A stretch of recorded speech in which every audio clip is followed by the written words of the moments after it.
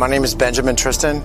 I've been in law enforcement for 24 years, served 18 years with special operations teams, worked as municipal PD, sheriff's deputy, as well as with the state.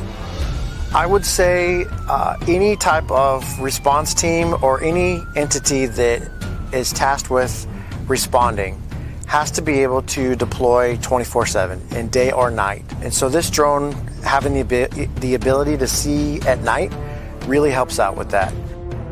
I don't just have a thermal camera. I have a thermal, a daytime camera, as well as a Starlight night vision camera. So I'm ready to go 24/7 with this drone. If someone were to ask me what are some of the best features that make this drone better, one of them is that Starlight camera.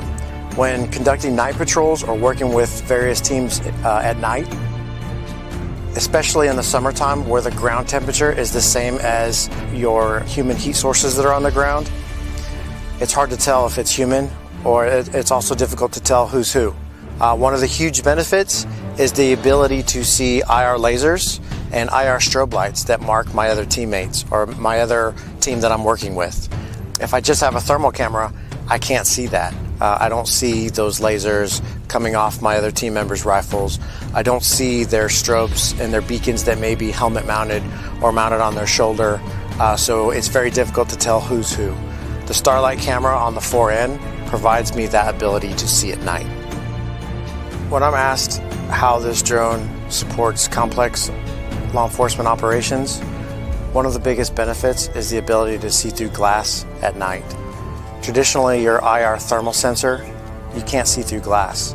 So having a Starlight camera gives me the ability to see through glass at night. So if there's a barricaded person in a vehicle, or maybe a barricaded person in a house or a structure, to where traditionally I could not see through that with a thermal camera only. Now I have the ability to see through that to maybe see if someone needs to be rescued, or if there's other circumstances that are changing what's happening with that ongoing scene. A couple instances of where the Starlight camera has really played a key role is when conducting long-range surveillance or reconnaissance type missions, to where traditionally your thermal camera may not detect vehicles approaching until it's a lot closer to where it could compromise your team. Well, with the Starlight camera, I have the ability to see vehicles or any light sources from extreme long range, from very far away, which gives me to alert my team on the ground and give them more time to prepare for encountering that approaching threat or dealing with being compromised. So it's a great option to detect light sources at extreme long ranges at night. Some of the enhanced features that have benefited this drone have been the recognition software, such as the ability to identify people, vehicles, and other items that populate on my screen. So if I maybe have missed it, then the software is detecting it for me and showing me that there's something that needs to be looked at.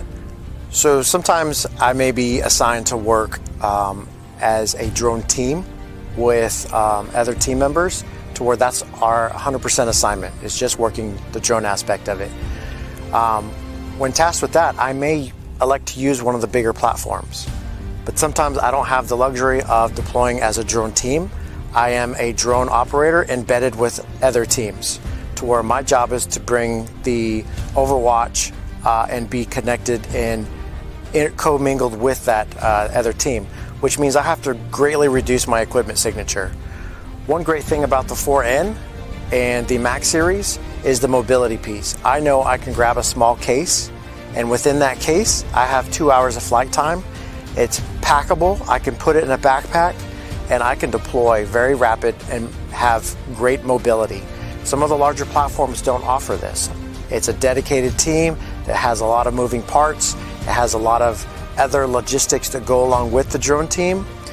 I know that I can grab a 4N, and I have everything in that case to sustain me for at least 2 hours before I need to start thinking about ways to charge and other things like that. And a great benefit is if I already have a 4T model, 2 screws, I can pull the payload out, put the Starlight payload in, and now I have a night vision capable drone.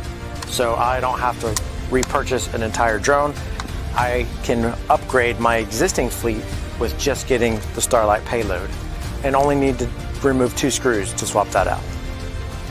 So I'm here today with the MAX-4N, and we're going to talk about some of the highlights of how its capabilities enhance nighttime operations. But I also have with me the Autel Alpha, the Autel Dragonfish, which are great crew serve drones for dedicated teams.